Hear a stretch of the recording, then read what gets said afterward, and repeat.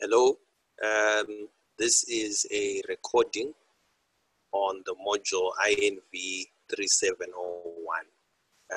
In this recording, I'm going to take you through the first part of the revision and exam preparation for the upcoming exams. So the way I intend to do this, I intend to work through at least 4 past exam papers, mostly focusing on section B questions. My aim, I don't know if I'll be able to achieve that aim, but my aim is for us to go through October, November 2019, May, June 2019, October, November 2018, and May, June 2018. And then I'll also hopefully share the 2017 solutions for you. I think if you can go back at least 6 papers, you'll be fine. And in these recordings, I'm mostly going to focus on section B questions, the long questions.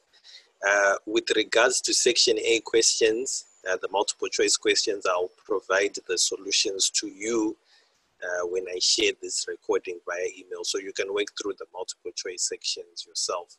But usually students struggle with the long questions, and with the long questions, you don't know if you got the answer right or wrong. If you get stuck anyway on the multiple choice questions, you are free to contact me. I won't always be able to get back promptly, but I'll try to do so as soon as I can. So in this first recording, it's going to be focusing on May, June, October, November 2019 section B. I'll just go through the section B questions, the section with 40 marks. And then in your own time, you can work through the multiple choice questions. The solutions I give you via email when I share the link to the video will also contain the multiple choice questions, okay? Right, so let's start going through this. It'll be a short recording, probably almost 30 minutes or even less. So we've been told to use 4 decimal places in our calculations and then round off the final answer to 2 decimal places. That's always important for accuracy. So we've been given, for question 2.1, the first question, we've been given an equity analyst, and we've been told that this equity analyst uses a certain tool to compare share valuations, and she uses this dividend discount model. The firm particularly evaluates shares in terms of justified multiples of sales and book value. Over time, these multiples seem to provide a good check on the market valuation of a stock relative to the company's fundamentals. Nomzamo will derive valuation estimates from selected financial information in respect of 2 companies in the telecommunications industry, namely Azania Limited and Mzansi Limited for the year 2018. And then we're given the sales per share for both companies, the earnings per share, the dividends per share, the retention ratio, return on equity, book value per share, current stock price per share, and the required return on equity. And then we are asked to determine whether the shares are overvalued or undervalued by comparing the justified price to book ratio, PB, with the market price to book ratio for each share. Now, if you remember the market ratios, like market price to book, you simply take your market price divided by your book value per share, right? So we have a market price to book and we have a justified price to book. Remember, a justified price to book is also known as a price to book calculated based on forecasted fundamentals. So the formula for the market price to book is simply our market price divided by the book value per share. So we can simply take the market price for each company divided by its corresponding book value per share. We get 1.4, that's for Azania. And then for Mzansi, we can take the market price divided by the book value per share, and we can get 2.87, right? So these are the market price to book values. Very simple. All the information is given there. It's just a matter of substituting. So be on the lookout in the exam. If you're asked to calculate a market ratio based on price to book, price to earnings, if it's market, you're simply taking the market price divided by the book value, right? Next, we have the justified price to book. Now, the justified price to book is found on the formula sheet, and it's given as PO over BO. I'll see if I can just open a paper that illustrates that formula for you on a formula sheet. So for the exam, make sure you also have your formula sheet nearby so that you can refer to important formulas that you need. But ideally, it's always better to memorize your formulas so that you save time. Try to see if you can memorize some of your formulas, right? So the price to book formula, you can find it on your exam paper, and it says return on equity minus growth over required return minus growth. Okay, so the formula is found in the section that contains these formulas right here. Here's the formula. This is the price to book based on forecasted fundamentals, or the justified price to book. Okay, here it is. Right. So we need to use that formula right here to calculate our justified price to book. So we say return on equity minus growth rate over the required return minus growth rate. So if we look at the information given for Azania, the return on equity is 16% and the required return is 12%, but we were not given the growth rate. And the growth rate is given by the return on equity times the retention ratio. So for Azania, that's 16% times 50%. That's an important formula. And then that gives us our growth rate, which is 8%. And then this is the formula. Okay, let's finish Tanzania first. So we get the growth rate, and then we substitute that growth rate to help us to calculate the price to book for Azania based on forecasted fundamentals. So we can proceed on then to calculate the price to book for Azania based on the forecasted fundamentals once we've got the 8% in our growth rate. Okay, so we say 0.16 minus 0.08 over 0.12 minus 0.08. Remember, 0.12 is the required return, 0.16 is the return on equity, and 8% is the growth rate we will have calculated given the information. So if we do that calculation, we get a justified price to book of 2. We do the same for Mzansi.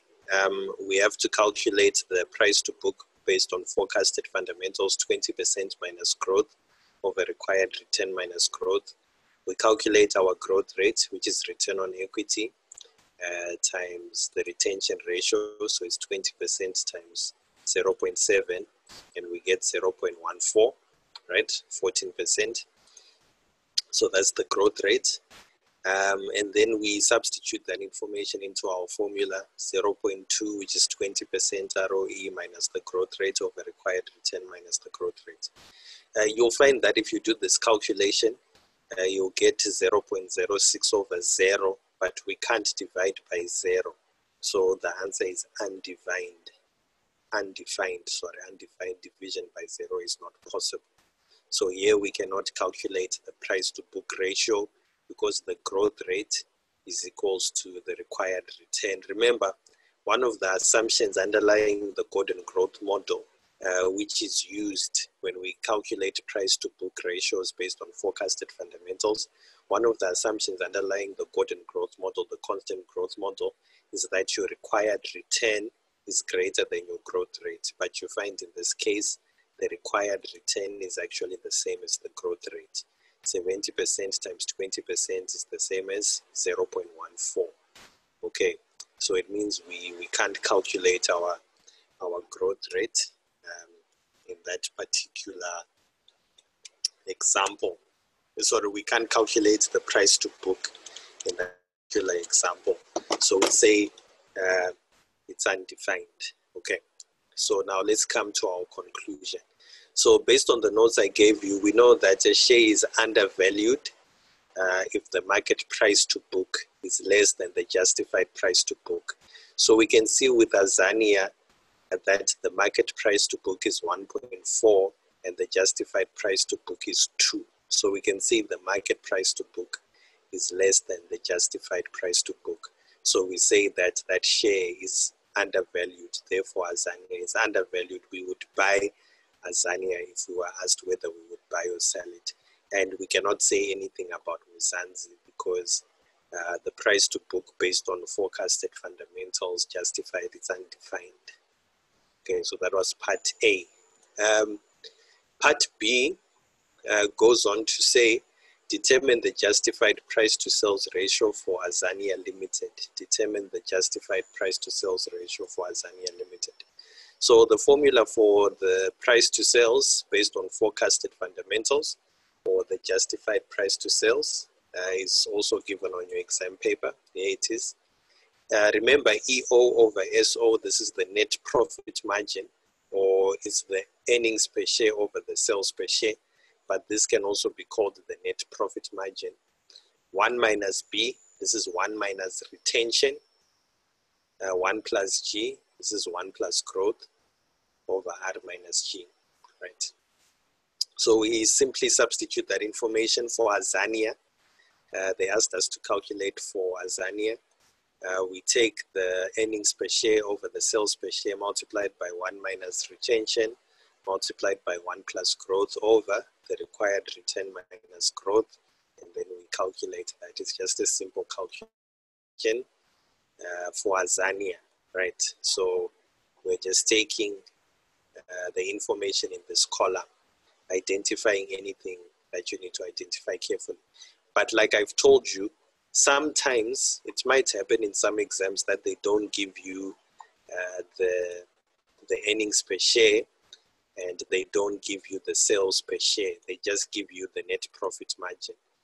This part, the E over SO, is also known as the net profit margin. Okay, it's the same thing. And remember that this part right here, this is equal to the price to earnings, the trailing price to earnings. So it follows that if we just multiply the trailing price to earnings, which is this part, if we multiply the trailing price to earnings by the net profit margin, we can get the justified price to sales. It's just a neat trick that you can use to answer this question. Okay, it might come in the exam. This part by itself is the net profit margin.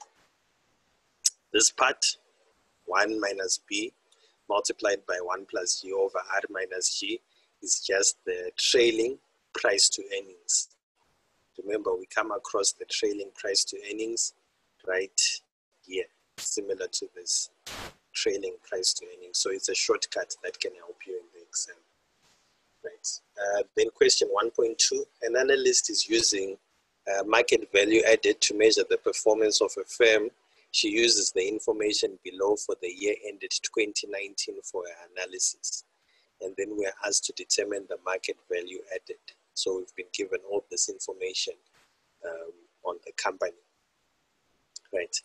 The formula for the market value added is closely related to residual income.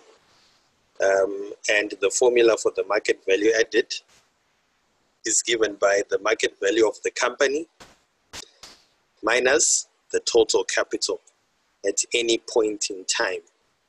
So in this particular question, remember the market value of a company is made up of equity and debt. The market value of a company is made up of equity and debt. The debt in this case is 2,000 million, which is 2 billion, 2,000 million. So this is the debt. And then the equity, we take the market price per share divided by the number of ordinary shares. So we say price per share, we say price per share times the number of ordinary shares to get the total equity, not divided by. Sorry, that's a correction. We take the market price per share multiplied by the total number of shares. Okay. and that gives us the total equity, which is 6.5. And then we add debt, which is 2,000 million. So these two together, 8.5, gives us the market value of the company. Remember, the company is made up of equity and debt. Sometimes it's also made up of preference shares, but here they didn't say anything about preference shares. And then we subtract the total capital, right? So at the end of the year, at the end of 2019, the end of year capital is 3.5. So we subtract 3.5. This is the end of year invested capital right here. So we subtract 3.5. Yeah, because it's market value of company minus total capital. So we say the total market value of the company, which is 8.5, minus the total capital, which is 3.5 at the end of 2019. And then that gives us 5,000 million, which is 5 billion. So that's the market value added. Okay.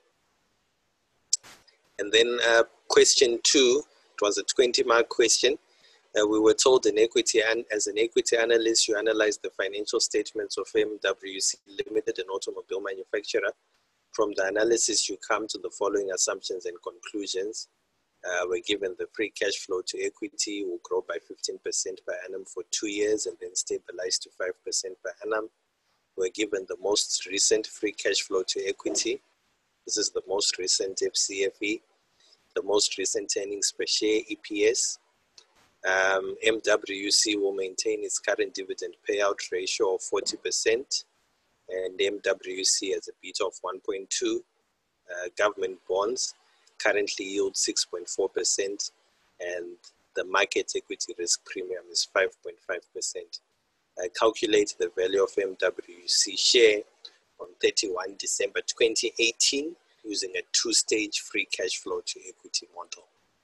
So remember, with the free cash flow to equity model, the first thing you do, you calculate the free cash flow of the company in each of the future years, right? The most recent one is 2.52, as we've been told here, right? And then that 2.52 will grow by 15% to 2.898. Then that 2.898 will grow by 15% to 3.3327. And then that will grow by 5% to 3.4993. And then after that, we get the value of equity. Because we're using FCFE, it means we are getting the value of equity directly. But if we were using FCFF, we would be getting the value of the firm, right? So the value of equity will be FCFE 3, the value of equity at time 2. We take the free cash flow to equity at time 3 divided by the required return minus growth. This is the cost of equity. Remember, if it was FCFF, we would say WACC, the WACC minus growth. So those are some important things to remember. So we can calculate the required return using the capital asset pricing model, the risk-free rate plus beta multiplied by RM minus RF. The risk-free rate is the yield on a government bond. The market equity risk premium is 5.5% and our beta is 1.2. We substitute all that information, we get the cost of equity, which is R, and then we can get the value of equity by taking the FCFE3, the free cash flow at time 3. So this is the value of equity at time, it's actually the value of equity at time 2. So the value of equity at time 2 is 3.4993 over our required return minus the growth rate minus G, giving us 43.73, right? Right, so now we need to discount those cash flows. So once we have the value of equity at time 2, we now need to, so once we have this value of equity, which is 43.73, we now need to discount this value along with the other free cash flow to equities that we obtained before. So we take our financial calculator and we put CF0 as 0. We put 2.898 as CF1, and we put 3.3327 plus this value that we got at time 2. So we take the free cash flow to equity at time 2 plus this value that we got at time 2. So we add these two together and we get 47.0627, that's CF2. We enter in a discount rate of 13% and we use our financial calculator to get us 39.42. So this will be our equity value, right? Today at time 0. So since in this case, we were given the free cash flow to equity per share, you see this is important, it's the free cash flow to equity per share. It's not the total free cash flow to equity for the entire company.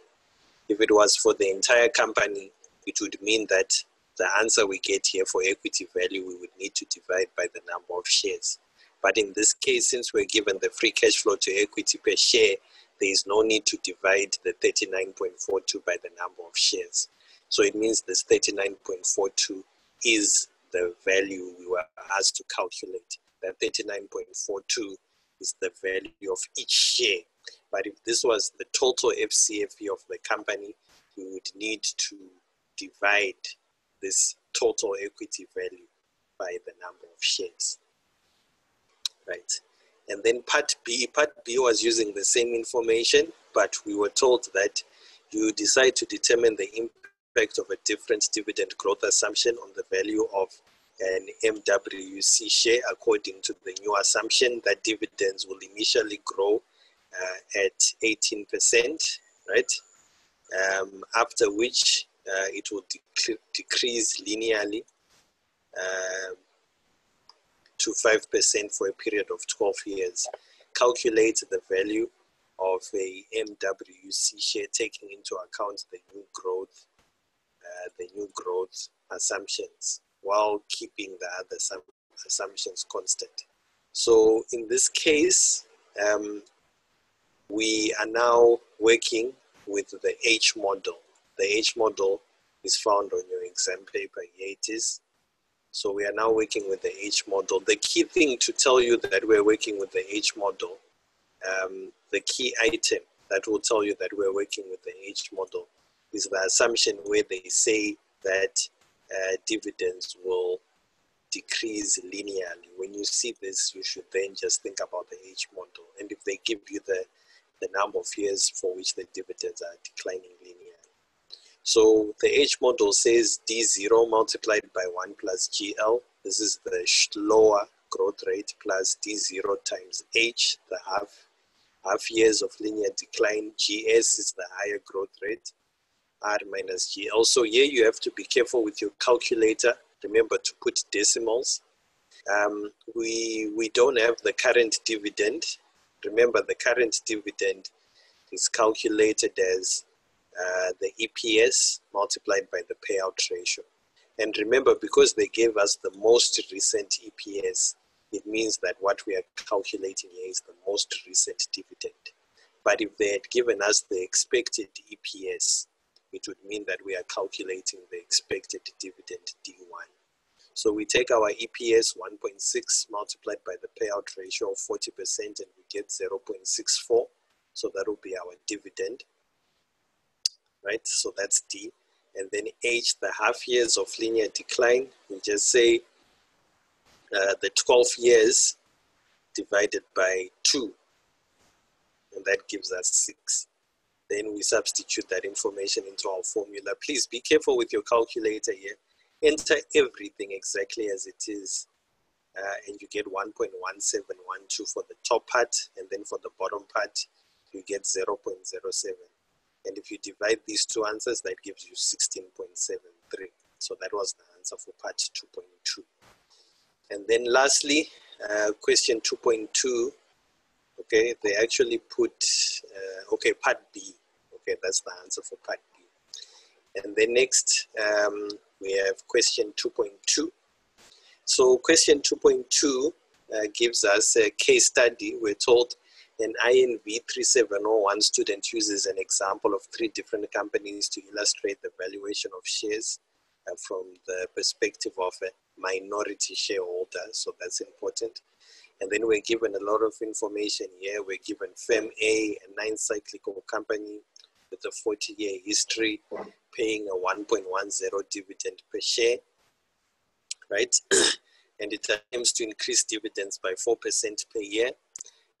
Earnings and dividends have steadily increased over the past 20 years. B is a technology company that has never paid dividends. It's made large investments in new factories and equipment, and it doesn't expect to generate positive free cash flow in the foreseeable future. Then we have C, a pharmaceutical company enjoying high profits and paying dividends. However, the company is selling a drug coming off a patent in 3 years with no other drugs in the pipeline. They expect a very high growth rate, but they expect that to drop abruptly in 3 years and settle at a lower growth rate. And then here, as briefly discussed, the appropriate valuation model for each of the 3 companies. So sometimes trying to think back on things you've already calculated in the exam can help you to answer such a question. We've just touched on a question where there's high growth that declines for a number of years. So we can use some of that information to help us to answer question 2.2, right? So let's just discuss the type of valuation model that would be appropriate in each scenario.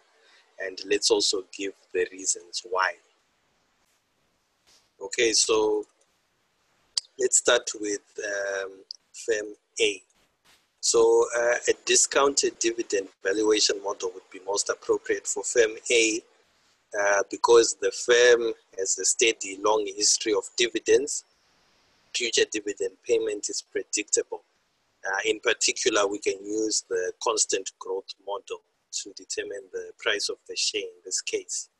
And then for firm B, the most appropriate would either be the residual income valuation model or the price multiples valuation. And this is because the firm does not pay steady dividends and it is not expected to generate positive free cash flow into the foreseeable future. And we've also taken a minority perspective. So the minority perspective means that we cannot use the free cash flow to firm approach. And then lastly, here we can also use the discounted dividend valuation model, in particular the H model. This is because we start with a high growth rate when the company is experiencing very high profits, and then that's going to decline for a number of years, 3 years, before settling at a lower growth rate. So you need to be comfortable with being given a case study like this with maybe up to 10 marks, and you need to be able to discuss.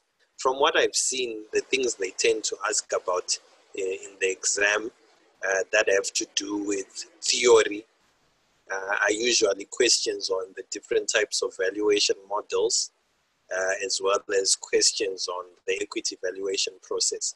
Please make sure that those 2 parts of theory you're prepared to come across them in the exam. 1, the different types of valuation models. 2, the equity valuation process. And also, I've also seen a lot of past questions that ask on factors that affect the growth rate, factors that affect the dividend growth rate. That can also come as a question in section B with a lot of marks. Okay. And then the last question, question 2.3.